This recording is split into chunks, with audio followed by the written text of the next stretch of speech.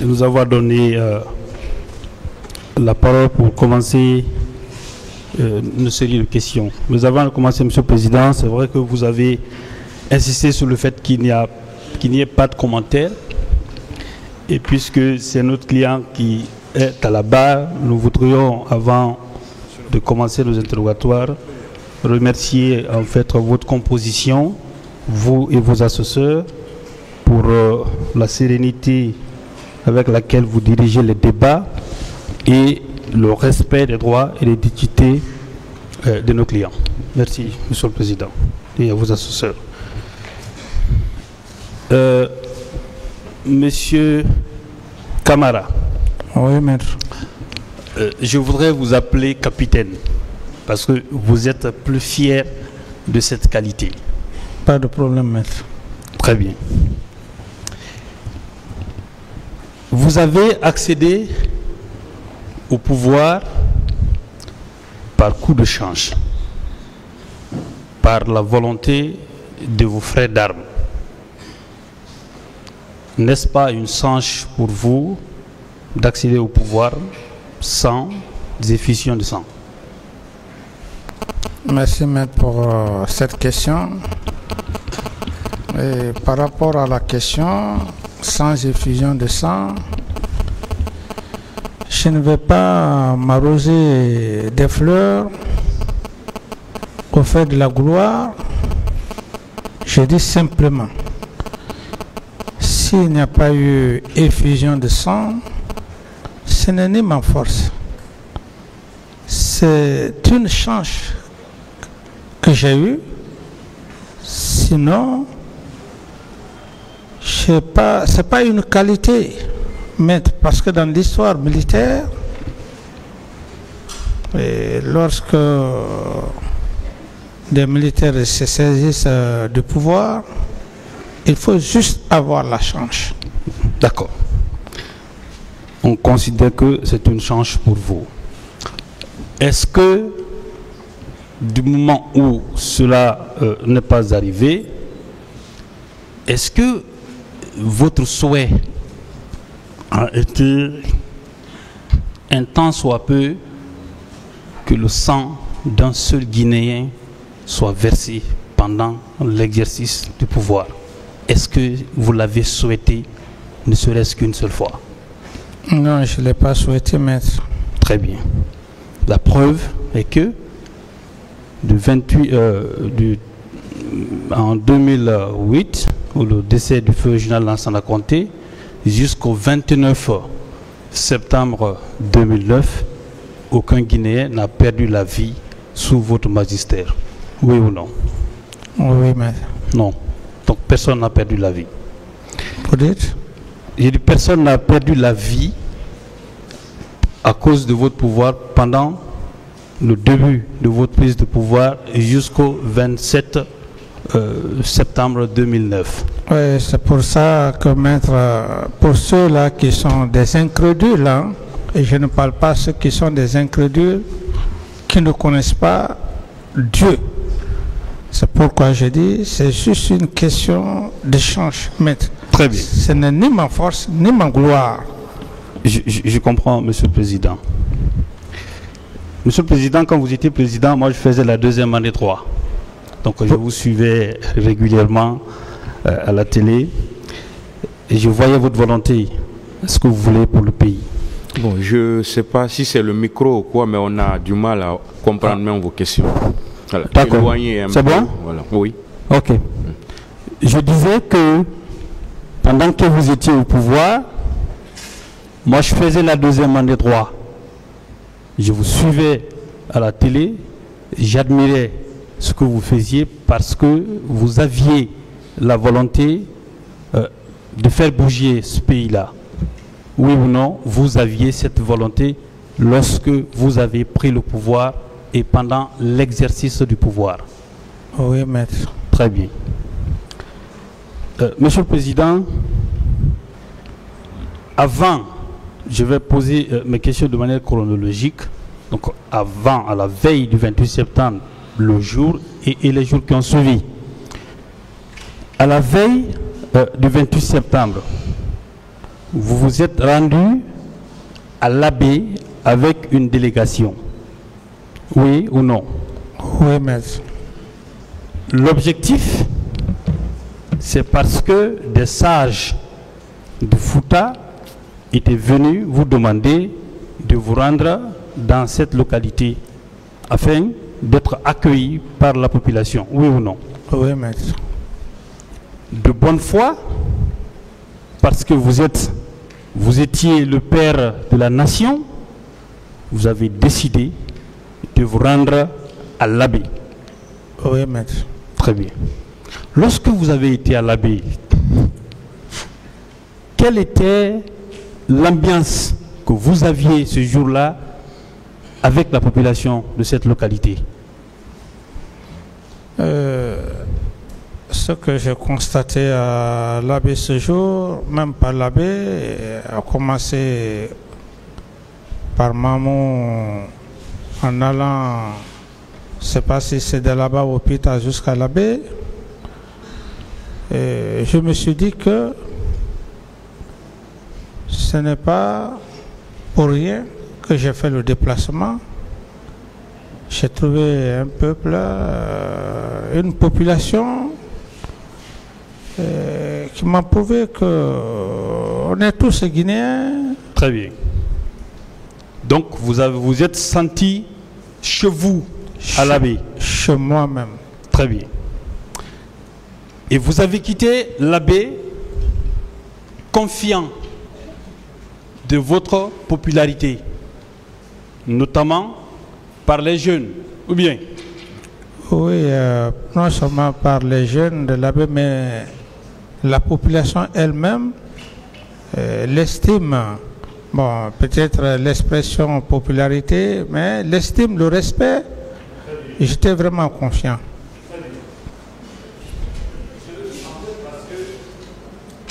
On a voulu dire ici, cette audience, que vous étiez rendu à l'Abbé pour défier les opposants, alors que... Le micro est fermé. Hein. Ah.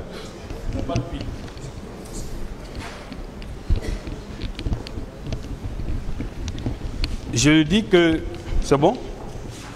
Que je le dis parce qu'il a été dit à cette audience que vous êtes rendu au stade, à l'Abbé du moins, pour défier les opposants. Alors que ce sont les sages, c'est à la demande des sages de cette localité que vous vous êtes rendu. Ce n'est pas une question, c'était une précision. Monsieur capitaine, oui, maître. Quand vous êtes revenu de l'Abbé, est-ce que vous confirmez que vous êtes rentré à Conakry dans les bandes de Zoroyeur 1 heure? Oui, tout à fait, maître. Donc vous étiez fatigué. Oui. Vous aviez trouvé qu'il y a des personnes qui vous attendaient. Oui, maître. Mais étant donné que vous étiez fatigué, vous êtes rentré directement vous coucher. Oui ou non? Oui, mais sauf par allégation des allégations. Sinon, ce que vous dites, c'est ce qui s'est passé, maître. Très bien. Non, on est là pour dire la réalité des faits. Oui. Le témoignage se fera en 3 étapes. Le voyage de l'Abbé, dont on a beaucoup parlé. Ensuite, le fameux appel du chef de l'État d'alors, le capitaine Moussa Dadis Camara, à M. Sidia Touré. Et ensuite, le lendemain, ou le jour même des événements, le 28 septembre, la visite que j'ai rendue à sa demande au capitaine Moussa Dadis Camara au camp Alfaya Diallo. À propos du voyage de l'Abbé, j'ai entendu beaucoup de versions. Moi, personnellement, à l'époque, j'avais posé la question au capitaine Moussa Dadis Camara pour connaître la motivation exacte qui le poussait à se déplacer sur un territoire, à l'époque, jugé hostile et inhospitalier pour le président en fonction qu'il était. Je me rappelle de ce qu'il m'avait dit à l'époque, à savoir qu'il ne voulait pas donner le sentiment d'être président d'une partie de la Guinée et pas d'une autre. Il ne voulait pas donner l'image d'un président qui gouvernait une partie de la Guinée contre une autre. Et ensuite, en tant que soldat et serviteur de la République, il ne voudrait pas donner le sentiment qu'il y a une partie du territoire qui lui est autorisée et une autre partie du territoire qui lui serait interdite. Il a donc eu le sentiment que ce déplacement aurait donné le message qu'il n'y avait pas de discrimination entre les différentes régions du pays et qu'il voulait être au-dessus de la mêlée et être le président de tous les Guinéens. Et le dernier argument, c'est que c'était une invitation des notabilités de l'abbé et donc il ne pourrait pas leur faire l'offense de ne pas répondre à leur invitation parce que chacun d'entre nous, ce que vaut le poids des traditions dans nos sociétés et le respect religieux dû aux aînés, notamment aux notables. Voilà les 3 raisons qu'il m'a données pour motiver et expliquer le déplacement qu'il voulait faire à l'Abbé. Effectivement, Monsieur le Président, nous avons été à l'Abbé. Le voyage s'est passé dans de très bonnes conditions. La notabilité, la jeunesse, la population de l'Abbé en général s'est fortement mobilisée à réserver un accueil chaleureux et enthousiaste dans la ferveur populaire au chef de l'État qui était reçu dans une des parties du pays. Et le meeting qui a eu lieu, sur lequel je ne reviendrai pas parce qu'il y a eu beaucoup d'explications qui sont conformes aux faits, qui a eu lieu au stade principal de l'Abbé, s'est déroulé dans les meilleures conditions. Sur le retour, effectivement, nous avons fait un arrêt à la station de l'Abbé. Le capitaine Moussa Dadis Camara, avec un groupe, était non loin de la pompe à essence. Et moi, j'étais un peu plus haut avec le général Sekouba Konaté et d'autres personnes qui faisaient partie de la délégation. C'est à cet endroit, Monsieur le Président, que je me suis entretenu avec le général Sekouba Konaté à propos de la manifestation de l'opposition qui était projetée. Je lui ai expliqué que, personnellement, je souhaitais que lui et moi, nous en parlions, pour qu'à son tour, il en parle au capitaine Moussa Dadis Camara, parce que les prémices d'une confrontation se décidaient avec la détermination farouche de l'opposition des forces vives, on dira à cette époque, d'organiser vaille que vaille la manifestation et le souci des autorités que la manifestation ne vienne pas troubler l'ordre public et surtout ne coïncide pas avec une date jugée historique et donc appartenant à l'ensemble des Guinéens. Monsieur le Président, il y a tout ici la problématique des manifestations dans notre pays. Vous avez d'un côté le souci des citoyens, des organisateurs de ces manifestations, d'exercer des libertés et des droits qui sont reconnus par nos lois et par nos textes. Et de l'autre côté, vous avez un État, quel qu'il soit, qui a le souci que, bien que ce droit soit reconnu, cette liberté soit consacrée, que cela puisse s'exercer dans l'encadrement de la loi, dans le respect des libertés des autres, bref, de manière à ce que l'ordre public ne soit pas troublé, ses droits et ses libertés peuvent s'exercer pleinement. J'ai expliqué au général Sekouba que les 2 préoccupations n'étaient pas tant que ça inconciliables. Nous aurions pu, et nous devons, parler avec les organisateurs pour engager leurs responsabilités par rapport à l'organisation de la manifestation, pouvoir trouver un accord avec eux de manière à ce que nous n'allions pas à la confrontation, nous ne tombions pas dans une épreuve de force à l'issue incertaine. Parce que personne ne peut dire comment peut finir une épreuve de force. Personne ne peut imaginer dans l'incompréhension et dans la confrontation ce qu'il pourrait en advenir, comme on en a eu l'amère, la triste et dramatique expérience avec les événements du 28 septembre 2009. Le général Sékou Konaté était convaincu par l'argumentaire, mais il m'a répondu que lui n'étant pas politique, c'est une réponse qu'il me réservait souvent lorsque nous discutions des sujets à caractère politique.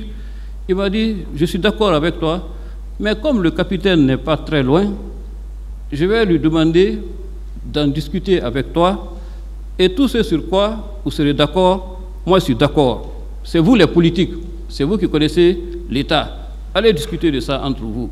Bien que moi, personnellement, je suis convaincu que c'est la bonne démarche et je suis prêt à t'appuyer auprès du capitaine pour faire passer ce message de conciliation, de réconciliation de positions tranchées et extrêmement opposées.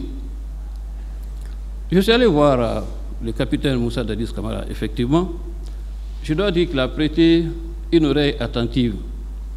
Mais il était un peu sceptique, parce qu'il ne voyait pas de raison de manifester. Il ne voyait pas de motif de mécontentement des forces vives. À l'époque, il faut rappeler le contexte, qui étaient de très bons partenaires avec lui, individuellement et collectivement. Parce qu'il discutait avec eux au téléphone, les recevait dans son bureau, ils avaient une habitude de discussion et une culture de partenariat. Donc j'étais étonné des raisons de descendre dans la rue qui étaient l'expression d'un malaise, d'une distanciation, d'un des rapports que lui à l'époque jugeait cordiaux et excellents. La deuxième chose, il disait qu'il parlait avec la plupart d'entre eux, mais que personne ne lui a fait part d'une raison de manifester. Pour ainsi dire, il était sceptique et dubitatif. Et comme un chef d'État est toujours mieux informé que tout le monde, je suppose, lorsque vous partagez un avis, une information que vous recevez avec lui, peut-être qu'il a d'autres éléments que vous n'avez pas, qui fondent son jugement et sa conviction. Donc je n'ai pas insisté outre mesure, parce que je n'ai pas senti une inquiétude particulière chez le président liée à la confiance absolue qu'il avait dans ses relations avec les forces vives et qui pour lui était un rempart contre toute bataille rangée entre eux et lui. Nous sommes rentrés à Conakry tranquillement. Pour revenir sur l'étape de l'Abbé, parce que j'avais dit que si j'ai été sauvé, c'est aussi parce que j'avais été à l'Abbé. Donc, à l'Abbé, le capitaine Dadis avait décidé d'aller à l'Abbé.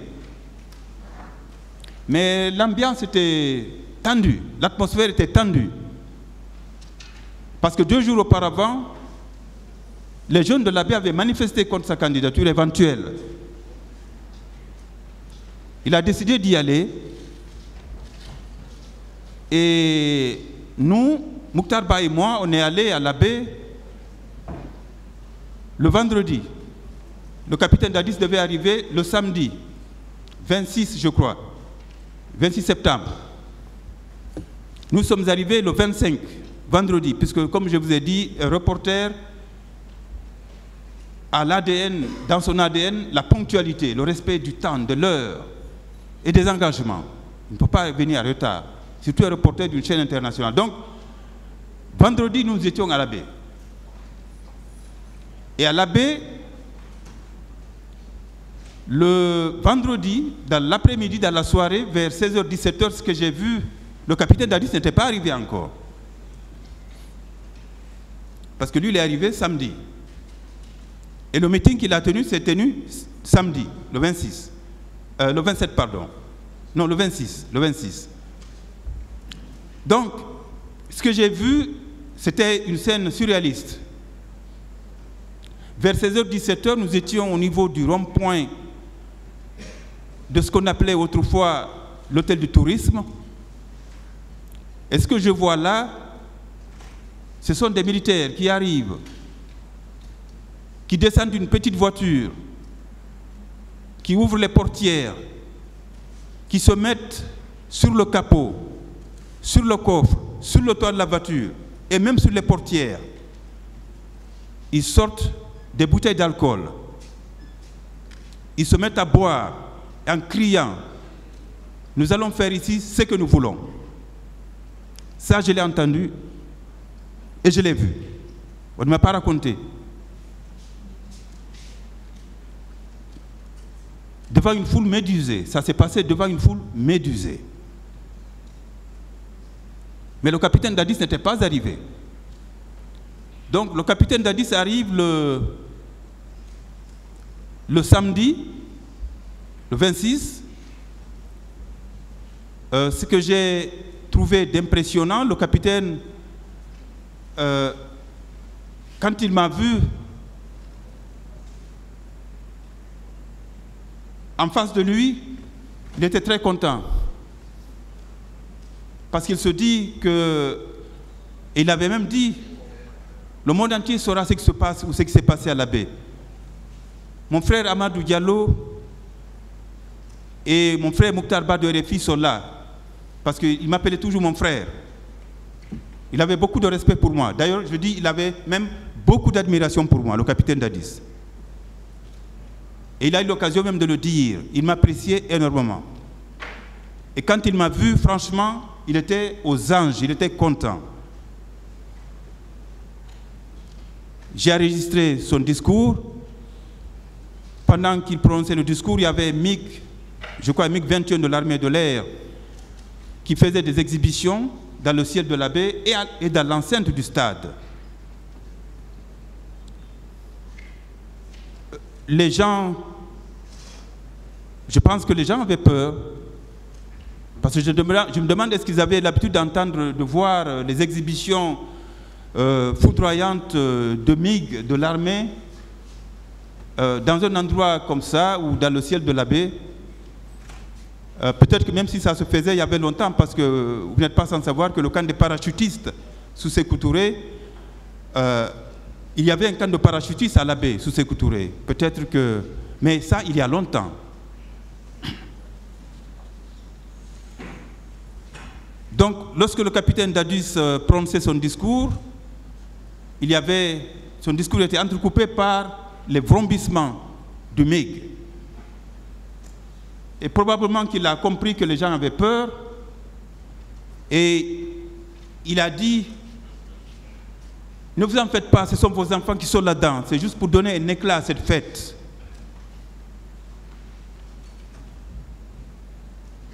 Mais ce que j'ai vu et qui a surtout retenu mon attention,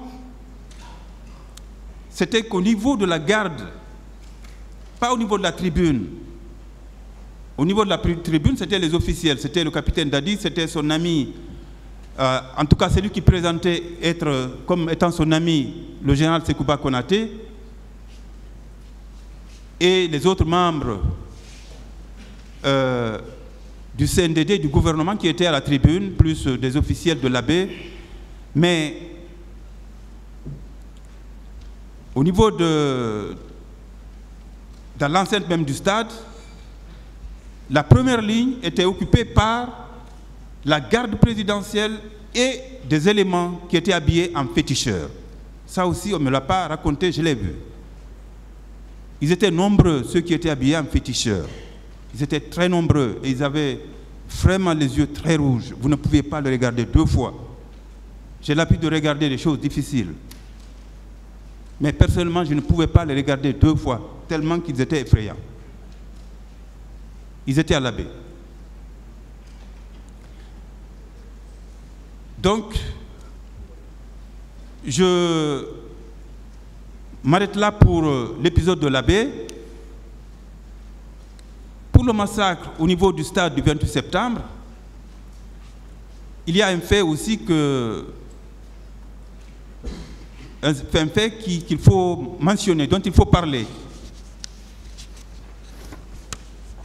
C'est que au niveau de l'arrêt bus de Dixin, un peu en face de la station Total,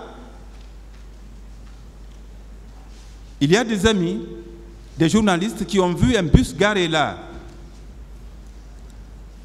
Et ce bus transportait des personnes, des hommes qui portaient une tenue bleu ciel.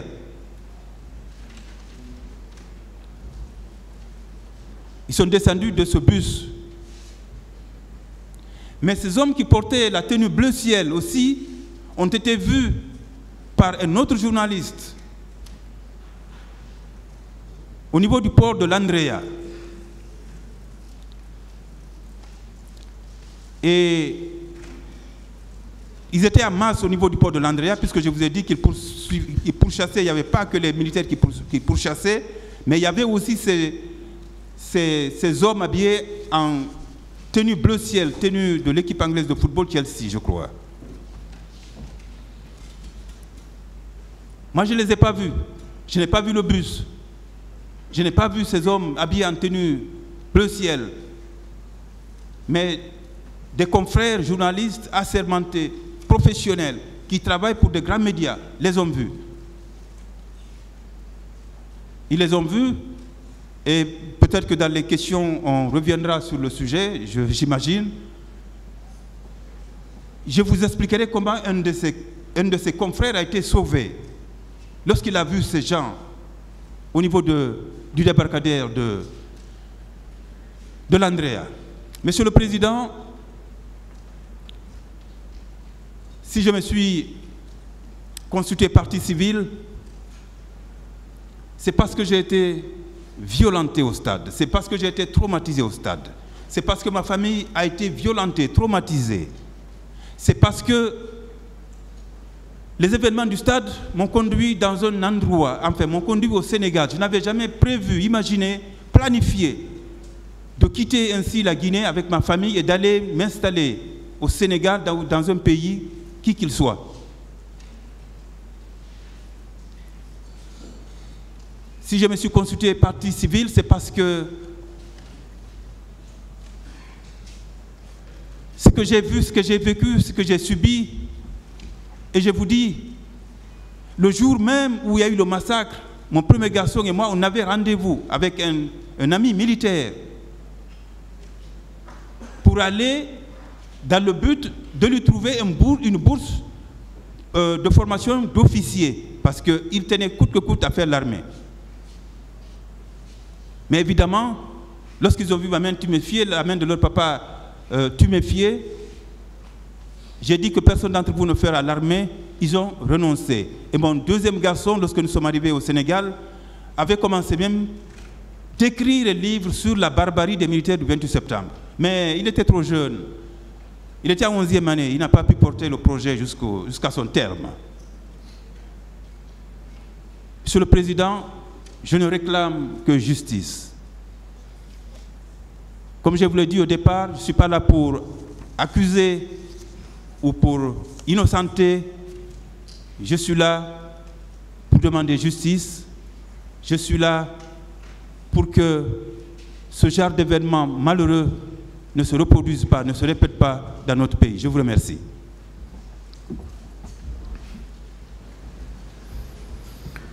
Monsieur Gallo, à part votre main qui a été entorsée, est-ce que vous avez subi d'autres préjudices? D'autres préjudices corporels, non. Mais, s'il vous plaît, Monsieur le Président, j'ai fait plus de 4 mois. Cette main, je ne pouvais pas mouvoir les doigts. Plus de 4 mois. Tellement que le coup qui m'a été assommé par le gendarme, qui portait une tenue, les bodys noirs, était violent. Pendant plus de 4 mois, je ne pouvais pas travailler avec cette main. Vous avez parlé au cours de votre narration de 3 personnes qui vous avaient appelé pour vous demander de quitter votre domicile. Oui. Parce qu'on aurait parlé de vous oui. au camp. Est-ce qu'on peut connaître ces personnes?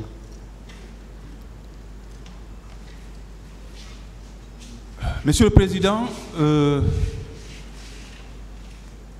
militaire, parce qu'il y a 2 militaires qui m'ont appelé.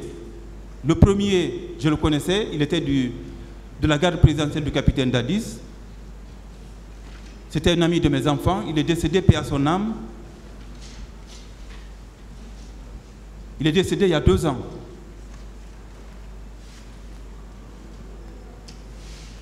J'aimerais, pour le respect de son âme, et peut-être même pour la sécurité de sa famille, parce qu'il a encore une famille, de ne pas livrer son nom. L'autre militaire, je ne le connaissais pas. Mais il s'était présenté comme étant un colonel. Le civil, c'est un ancien ministre du général Lansana Conté. Là aussi, permettez-moi peut-être pour sa sécurité et celle de sa famille, de ne pas dire son nom. Il est vivant, il est là.